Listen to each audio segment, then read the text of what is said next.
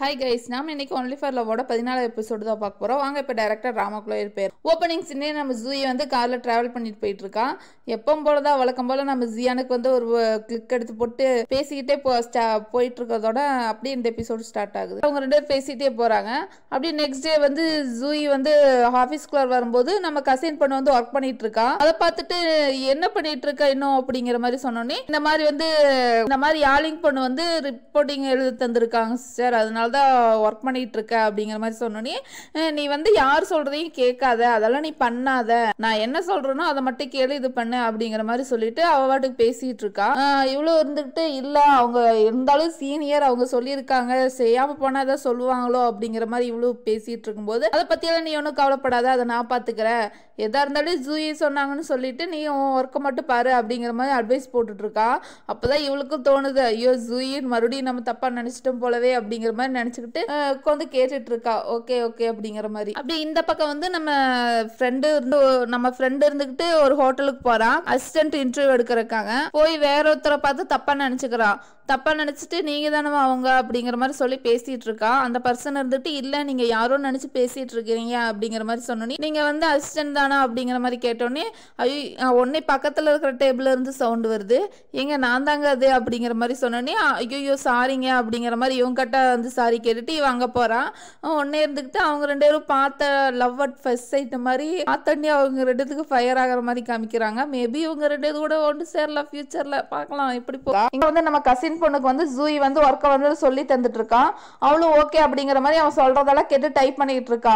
உடனே அதை பார்த்தோன்னே நம்ம ஜூயி இருந்துகிட்டு பரவாயில்லையே கூடி சீக்கிரமே லேர்ன் பண்ணிக்கிற அப்படிங்கிற மாதிரி சொல்லிட்டு என்கரேஜ் பண்ணிட்டு இருக்கான். அதை பார்த்தோன்னே இவளுக்கு குஷியாயிருது, தேங்க்யூ அப்படிங்கிற மாதிரி சொல்லிட்டு இருக்கான். சரி ஓகேப்பா, லேட் நைட் ஆயிடுச்சு, ஒர்க்கெல்லாம் முடிஞ்சிருச்சுல்ல, அப்புறம் என்ன கிளம்பு, காலையில வந்து மறுபடியும் ஒரு ரீகால் பண்ணிக்கோ அப்படிங்கிற மாதிரி சொல்லிட்டு இருக்கா.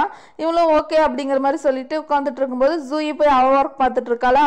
அப்ப வந்து ஜியான் வந்து கசின் பொண்ணுக்கு எஸ்எம்எஸ் பண்றா, எப்படி போச்சு இன்னைக்கு டே, இன்னைக்கு யாராச்சும் எது சொன்னாங்களா அப்படிங்கிற மாதிரி சொன்னோன்னே, ஐயோ இல்ல அங்கிள் இன்னைக்கு டே நல்லாவே போச்சு, ஜூயி ஹெல்ப் பண்ணாங்க, அதனால நான் வந்து எல்லாத்தையுமே ஒர்க்கெல்லாம் முடிச்சுட்டேன், ஜூயி வந்து such a sweet person you know அப்படிங்கிற மாதிரி எஸ்எம்எஸ் பண்ணிட்டு இருக்கான். அதையெல்லாம் பார்த்துட்டு இருக்கான் ஜியானோ. இவ்வளோ அதெல்லாம் பார்த்து சொல்லிட்டு சரி சிஸ்டர் நான் கிளம்புறேன் அப்படிங்கிற மாதிரி சொல்லிட்டு இவளும் போயிடுறான். கடைசிக்கு நம்ம ஜூயி மட்டும்தான் ஆஃபீஸில் வந்து ஒர்க் பண்ணிட்டு இருக்கான் லேட் நைட்ல. அப்படி ஒர்க்கெல்லாம் பண்ணிக்கிட்டே இருக்கும்போது ஜியானுக்கு வந்து எஸ்எம்எஸ் பண்ணுறான். உடனே இருந்துக்கிட்டு ஜியானு இருந்துக்கிட்டு ஓகே கீழே வா அப்படிங்கிற மாதிரி சொல்லிட்டு இருக்கானா. உடனே இருந்துட்டு இதை வந்தாடுற அப்படிங்கிற மாதிரி சொல்லிட்டு இவளுக்கு கீழே போகிறான். அங்கே கீழே வரும்போது ஒரு டெலிவரி பாய் வந்து அவகிட்ட பேசிட்டு இருக்கான். என்ன இந்த லேட் நைட் ஆயிடுச்சு இன்னும் ஒர்க் பண்ணீங்களா அப்படிங்கிற மாதிரி சொன்னேன். ஆமாம் நான் கொஞ்சம் ஓவர் டைம் பார்த்தேன் அதனால தான் அப்படிங்கிற மாதிரி அவளும் சொல்லிட்டு இருக்கான். அப்படி அவன் வந்து ஒரு ஃபுட்டை வந்து தரான். இருந்துக்கிட்டு வேண்டாம் அப்படிங்கிற மாதிரி சொல்றான்.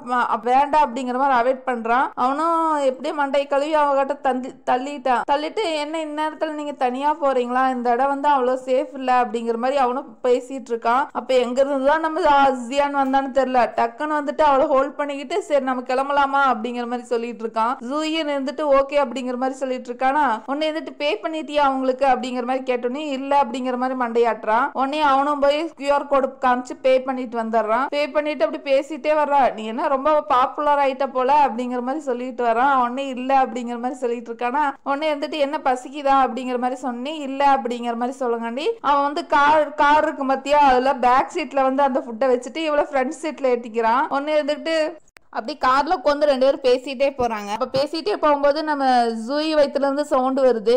பசிக்கும் போல இருக்கு பிள்ளைக்கு, ரொம்ப ஓவர் டைம் வேலை பார்த்ததுனால. உடனே இருந்துக்கிட்டு ஜியானு பார்க்குறான், என்ன பசிக்குதா அப்படின்னோடனே இல்லை அப்படிங்கிற மாதிரி சமாளிச்சுட்டு பின்னாடி திரும்பி ஃபுட்டவே பார்த்துட்டு இருக்கா. ஜியானு புரிஞ்சுக்கிறான். ஜியானு அண்டர்ஸ்டாண்ட் பண்ணதுனால சரி ஹோட்டலுக்கு போகலாம் அப்படிங்கிற மாதிரி சொன்னோன்னே, சரி நான் சொல்கிறேன் ஹோட்டலுக்கு போகலாம் அப்படிங்கிற மாதிரி ஜூயி சொல்லிட்டு ஒரு ஹோட்டலுக்கு கூட்டிகிட்டு போகிறான். அங்கே போய் வந்து எக் நூடுல்ஸ் ஆர்டர் பண்ணி வச்சுட்டு இருக்காளா. அப்போ வந்து அவளுக்கு வந்து எக்ஸ் பாய் ஃப்ரெண்டோட ஞாபகம் வந்துடுது. அடிக்கடி இங்கே தான் வந்து சாப்பிடுவாங்க போல, அந்த ஞாபகம் வந்துடுது. அவ சரி சாப்பிடலாம் அப்படிங்கிற மாதிரி போகும்போது கரெக்டா அவனும் அவனோட ஃப்ரெண்டுமே உள்ள வந்துடுறாங்க. அதை பார்த்தோன்னே இவ ஒரு நிமிஷம் அப்படிங்கிற மாதிரி சொல்லிட்டு வெளியே ஓடி போயிடுறானா. உடனே இருந்துக்கிட்டு அந்த பசங்களாம் இருந்துக்கிட்டு அப்படியே ஜூயை பற்றி தான் பேசிகிட்டு இருக்காங்க. என்னடா எக்ஸ் கேர்ள் ஃப்ரெண்ட் வந்து பிரேக்கப் பண்ணிட்டியாமா அப்படிங்கிற மாதிரி பேசிகிட்டு இருக்காங்க. இவனுங்களுக்கு தெரியாது போல் இவன் வந்து சீட் பண்ணதை. இவனுக்கு கெத்து காமிச்சிட்டு ஆமாடா நான் இது பண்ணிட்டேன் அப்படிங்கிற மாதிரி அவள் தான் என்னை பிரேக்கப் பண்ணிட்டா அப்படிங்கிற மாதிரி அவளும் சொல்லிகிட்டு இருக்கான். இதையெல்லாம் ஜியானும் உட்காந்து கேட்டுட்டு இருக்கான். உடனே இருந்துக்கிட்டு ஜூயும் நின்று தயங்கிட்டே இருக்கானா. உடனே அவங்களாம் எந்திரிச்சு கிளம்பி போனதுக்கப்புறம் ஜூய் வர்றான். வந்து அப்படியே சமாளிக்கிறான். எனக்கும் அதை புரியுது அந்த சுச்சுவேஷன் என்ன இருக்குது, அதனால சாப்பிடு அப்படிங்கிற மாதிரி சொன்னோடனே ஜூயும் அப்படியே தயங்கிட்டு இல்லை எனக்கு பசிக்கல அப்படிங்கிற மாதிரி சொல்லிட்டு அவன் வேண்டான்னு சொல்லிட்டு அங்கேருந்து போயிடுறான். அப்படியே ஜூயும் ஜியானும் வந்து அப்படியே படுத்துடுறான். அவன் எக்ஸ் பாய் ஃப்ரெண்டு வேற இன்னைக்கு பார்த்துருக்கானா, அதனால அந்த சேட்னஸ்லேயே வந்து படுத்துடுறான். அப்படியே அங்கே வந்து மயான அமைதியாக அப்படியே கார் ஓட்டிகிட்டு போகிறாங்க. போய் அவளையும் ட்ராப் பண்ணிட்டு அவளையும் ஜூயையும் கொண்டு போய் நம்ம ஜியான் வந்து ட்ராப் பண்ணிடுறான்னா நம்ம ஜூயும் போய் பார்க்குறான். சரி சாப்பிட்றதுக்கு வேறு ஏதாச்சும் இருக்குமா அப்படிங்கிற மாதிரி வந்து ஃப்ரிட்ஜில் திறந்து பார்க்குறான். ஆனால் ஃப்ரிட்ஜ்லேயும் ஒன்றும் இருந்த படக்கானா. இவளுக்கு அப்படியே டென்ஷன் ஆயிடுது. ஒழுங்காக அங்கேயே சாப்பிட்டு வந்திருக்கலாமோ அப்படிங்கிற மாதிரி நினச்சி ஃபீல் பண்ணிட்டு இருக்கான். அப்படியே ஒரு காலிங் பெல் சவுண்டு கேட்குது. என்னடா அப்படிங்கிற மாதிரி அவள் வெளியே போய் பார்த்தோன்னே அங்கே வந்து ஒரு ஃபுட்டு வந்து வச்சுட்டு போயிருக்காங்க. யார் வச்சுட்டு போனாங்க, நம்ம எதுவுமே ஆர்டர் பண்ணலையா அப்படிங்கிற மாதிரி பார்த்துட்டு இருக்கும்போது நம்ம ஜியான் வந்து எஸ்எம்எஸ் பண்ணுறா, ஃபுட்டை எடுத்துக்கிட்டியா அப்படிங்கிற மாதிரி. ஒன்றே இருந்துட்டு இவன் பார்த்து சந்தோஷப்படுறா. ஓ நீங்கள் தான் இது பண்ணீங்களா அப்படிங்கிற மாதிரி நினச்சிட்டு சிரிச்சிட்டு இருக்கா. அப்போ தான் நமக்கு ஒன்று காமிக்கிறாங்க.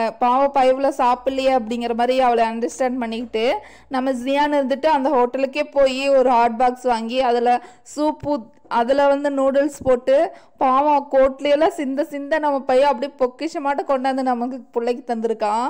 அப்படியே பிள்ளை வந்து அப்படியே செம குசி ஆயிட்டா. அப்படியே வந்து ரசிச்சுக்கிட்டே சாப்பிட்ருக்கா. ஜியானும் பார்க்குறான். பார்த்துட்டு சிரிச்சிட்ருக்கான்.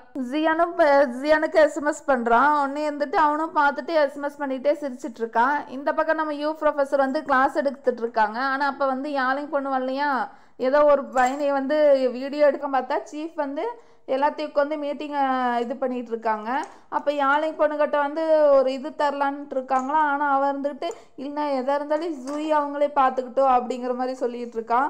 ஐயோ ஃப்ரெண்ட்ஸ் நம்ம சொல்ல மறந்துட்டேன், ஜியானும் ஜூயும் போயிட்டுருப்பாங்க பார்த்தியா. அப்போ வந்து யாழை பொண்ணு வந்து பார்த்துருப்பான்.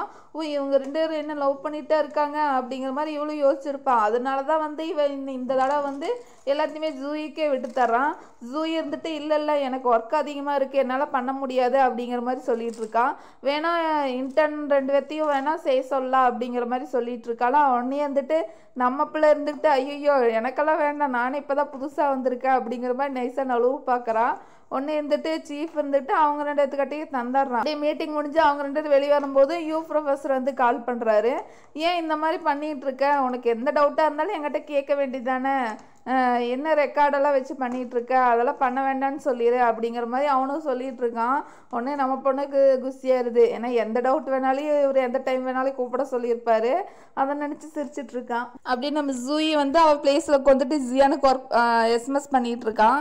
நேற்று வாங்கி தந்த நூடுல்ஸ் வந்து நல்லா இருந்துச்சு அப்படிங்கிற மாதிரி சொல்லிட்டு இருக்காளா. இவனும் அப்படிங்கிறானா, நைட்டு வந்து என்னை பிக்கப் பண்ணிக்கிறீங்களா அப்படின்னோடனே அப்படிங்கிறானா, இன்னும் எதுக்கு எடுத்தாலும் அனுப்பிட்டு இருக்கான். இவனுக்கு வேறு எதாவது பேச தெரியாதா அப்படிங்கிற மாதிரி இவனும் திட்டிக்கிட்டே வந்து இது பண்ணிகிட்டு இருக்கான். ஒன்று இருந்துட்டு அவனும் பார்க்கலாம். அப்படியே நம்ம சீஃப் கிட்ட வந்து கசின் பொண்ணு இருந்துட்டு ஒரு ரிப்போர்ட் வந்து கொண்டு போய் தந்துட்டு இருக்காங்க. அதை பார்த்தோன்னே சீஃப் வந்துட்டு இந்த ரிப்போர்ட் வந்து நீயே ஹார்ட் ஒர்க் பண்ணி ரெடி பண்ணியா அப்படிங்கிற மாதிரி அதெல்லாம் கேட்டுட்டு இருக்காங்க. இன்னும் நான் இது கொஞ்சம் பண்ணேன், ஜூயி எனக்கு ஹெல்ப் பண்ணாங்க, அதனால தான் என்னால் இவ்வளோ சீக்கிரமாக ஃபினிஷ் பண்ண முடிஞ்சுது அப்படிங்கிற மாதிரி சொல்லிட்டு இருக்கான். ஆனால் இருந்துக்கிட்டு அவங்க வந்து இதை வந்து ரிஜெக்ட் பண்ணிடுறாங்க. அவளுக்கு கொஞ்சம் கஷ்டமாக தான் இருக்குது. மறுபடியும் ப்ரிப்பேர் சொல்கிறாங்களா. ஒன்று இருந்துட்டு இல்லை ஜூயி பார்த்தாங்க, எல்லாத்தையுமே படித்து பார்த்தாங்க, நல்லா இருக்குன்னு தான் சொன்னாங்க அப்படிங்கிற மாதிரி இவ்வளோ ஆர்குமெண்ட் பண்ணிட்டு இருக்கான். அப்படியே முடிஞ்சு அப்படியே ஜியான் வந்து ஜூயை பிக்கப் பண்ணிட்டு போயிட்டு இருக்கும்போது 2 பேரும் பேசிகிட்டே போகிறாங்க. இந்த மாதிரி நான் சீஃப் வந்து நான் அந்த பொண்ணுக்கு வந்து ரிப்போர்ட் வந்து ரெடி பண்ணி தந்தேன், ஆனால் அதை வந்து ரிஜெக்ட் பண்ணிட்டாங்க, ஆனால் நான் நல்லா தான் ப்ரிப்பேர் பண்ணியிருந்தேன், எதனால ரிஜெக்ட் பண்ணாங்கன்னு தெரியல அப்படிங்கிற மாதிரி சொல்லிட்டு இருக்கான். அப்படி இருந்துட்டு கசின் பொண்ணை பற்றி பேசிகிட்டு இருக்கான். கசின் பொண்ணை வந்து யூ ப்ரொஃபஸர் கிளாஸுக்கு தான் போயிட்டுருக்கான், எக்கனாமிக் அனாலிசிஸ்மெல்லாம் கற்றுக்கிட்டு இருக்கான் அப்படிங்கிற மாதிரி சொல்லிட்டு இருக்கான். இவனு கேட்டு கேட்டுட்டு இருக்கான். வந்துட்டு யோசிக்கிறான். சாசா சொல்லியிருந்தானல்ல யூ ப்ரொஃபஸர் பத்தி பேசுனா இவன் கொஞ்சம் ஜெலஸாவா அப்படிங்கிற மாதிரி. சரி போட்டுதான் பார்க்கலாம் அப்படிங்கிற மாதிரி, நாமளும் 4-5 பிட்ட போட்டுதான் பார்க்கலாம் அப்படிங்கிற மாதிரி சொல்லிட்டு இவ்வளவு யூ ப்ரொஃபஸர் பத்தி பேசிட்டு இருக்கான். அவர் எவ்வளவு ஒரு நல்ல பர்சன் தெரியுமா, கிரிட்டிக்கலான ஒர்க்கையும் அவர் வந்து ஸ்மார்ட்டா மூவ் பண்றாரு அப்படிங்கிற மாதிரி சொல்லிட்டு இருக்கான். அப்படியா அப்படிங்கிற மாதிரி சொல்லிட்டு இருக்கான். ஆமா, நான் வந்து மிடில் ஸ்கூல் படிக்கும் போதே அவரு எனக்கு தெரியும், நானும் அவரெல்லாம் ஒன்னாத்தான் படிச்சோம் இவரு அப்படிங்கிற மாதிரி சொல்லிட்டு இருக்கான்.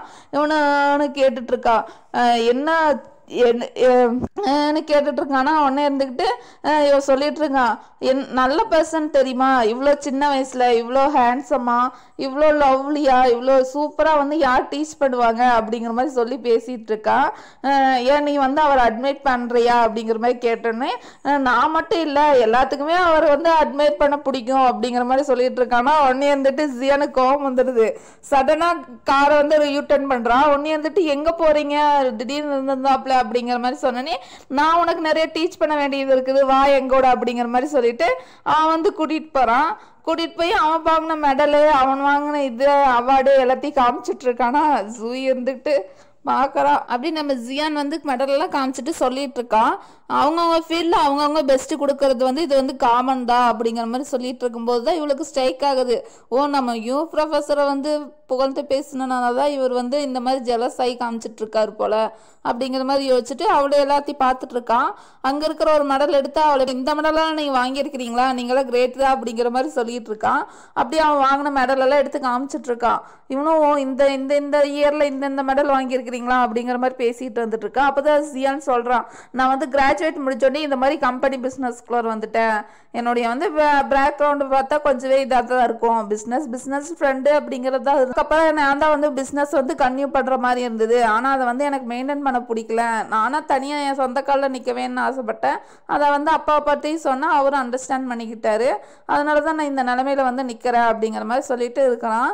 அதையெல்லாம் கேட்டுட்டு நம்ம ஜூயை வந்துட்டு, நீங்கள் ஒன்றும் இது பண்ணாதீங்க, இதை பற்றியெல்லாம் நீங்கள் எதுவும் திங்க் பண்ணிக்கிட்டு இருக்காதீங்க, நீங்கள் செஞ்சுருக்கிற இதெல்லாம் பார்த்தா பின்னாடி இருக்கிறவங்களாம் உங்களை பார்த்து ரொம்பவே ப்ரௌடாக தான் திங்க் பண்ணுவாங்க, நீங்கள் இதை பற்றி எதுவும் இது பண்ணிக்காதீங்க அப்படிங்கிற மாதிரி சொல்லி இது பண்ணிகிட்டு இருக்கா.